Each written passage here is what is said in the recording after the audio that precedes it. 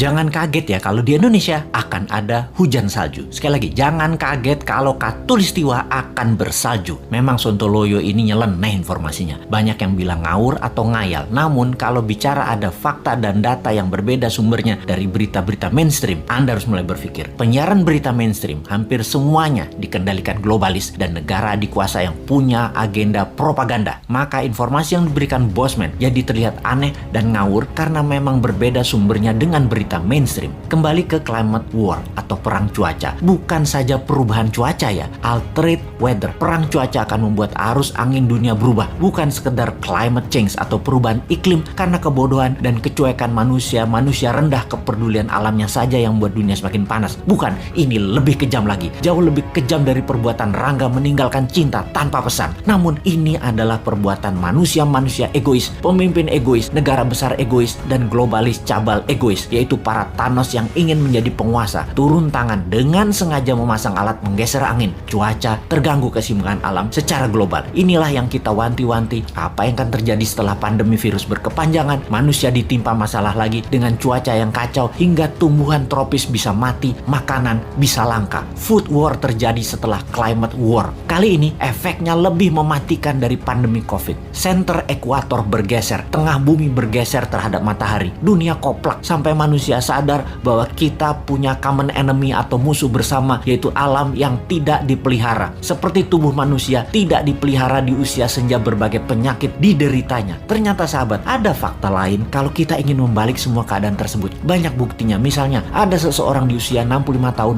baru mulai hidup sehat. Di usia 80 tahun usia biologisnya, tetapi body age-nya seperti orang berumur 30 tahunan karena dirawat dengan baik walaupun mulainya dari umur 65. Dia makan sehat, olahraga, dan lain sejenisnya. Sekali, padahal selama 65 tahun hidupnya berantakan, namun ketika diputuskan berubah 180 derajat, balik arah, semua bisa jadi muda lagi, sehat lagi. Dunia pun sama. Selama ini dunia tidak dirawat oleh manusia, maka penyakit bumi itu banyak. Hal inilah yang membuat bumi menua dengan cepat dan menjadi renta. Tapi bukan tidak bisa disembuhkan. Bisa, selama kita semua sepakat berjuang memperbaiki. Indonesia di tahun 2045 adalah pemimpin yang akan memimpin perbaikan alam dunia ini semua. Untuk itu, New Mind selama 24 tahun ke depan hingga tahun 2045 akan pegang kendali utuh, menyelesaikan masalah dalam negeri dan luar negeri, menyetop kegilaan Amerika dan Tiongkok, serta menyetop globalis cabal. Ini bukan impian kosong. Ini mungkin impian segelintir orang awalnya. Namun, ketika 1 juta orang percaya, akan jadi collective belief. Ketika 10 juta orang pertama, kekuatan keyakinan makin besar. Dan ketika 100 juta orang percaya, maka Indonesia akan bergetar. Ketika 270 juta orang Indonesia percaya, Indonesia menang. Dan ketika 1 miliar manusia percaya, dunia semakin sehat. Ketika 5 miliar manusia sepakat, maka dunia damai selamanya. Saat ini, silahkan kalian percaya dengan pejabat yang mendukung penyedot nikel dari tanah air tercinta ini hingga 3 tahun ke depan, supaya musnah cadangan nikelnya. Silahkan dukung. Tapi kalau mau Indonesia baru, dunia baru, siapkan konsep bernegara yang membuat Indonesia akan menjadi negara superpower. Ubah pola pikir lama dan semua pejabat incumbent, termasuk yang mencalonkan di tahun 2024 yang dari incumbent. Mereka semua pikirannya lama. New Mind,